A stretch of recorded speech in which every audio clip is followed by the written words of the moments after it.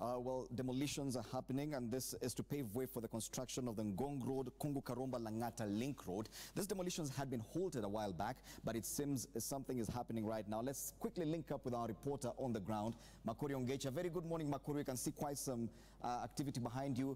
Earlier on, I'd seen quite some distraught faces of residents of Kibra. How is the security situation now that the demolitions are going on?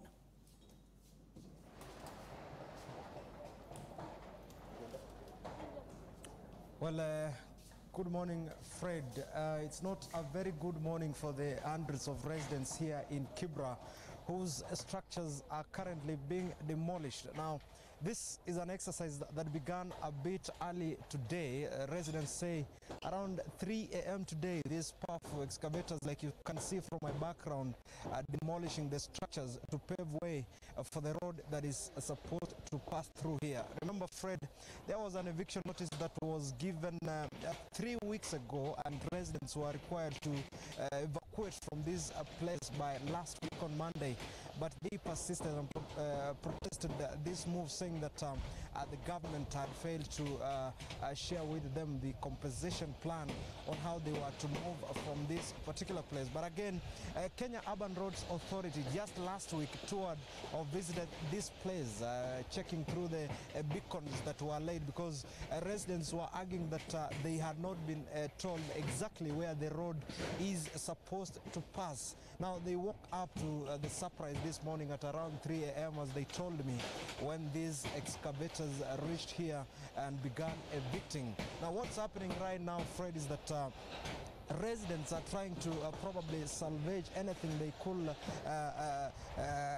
make or revive from what has happened this morning. Most of them look desperate around here, because remember, there were schools here, there were churches in this particular place, there were community centers, there were children going to school at this particular place.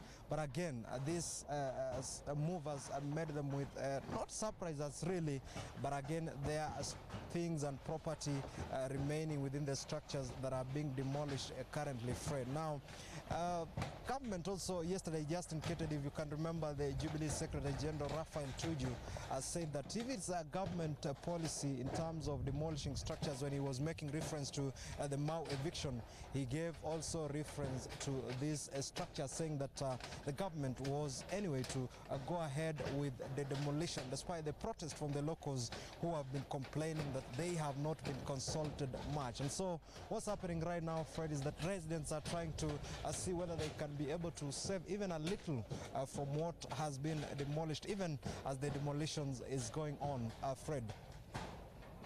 Thank you, Makuri. Makuri Ongechi, they're live in Kibra, where demolitions have already started.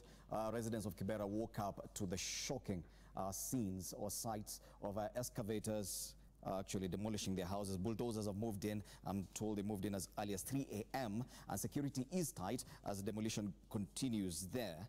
And of course, we'll be going back to Makuri Ongechi to give us an update of the situation there, because residents, I do understand they are agitated by this move. Well, of course, it's a 2 billion shilling project, and about 30,000 residents of Kibera will be affected by these demolitions to pave way for the building of that road, Ngong Road, Kungu Karumba Langata Link Road.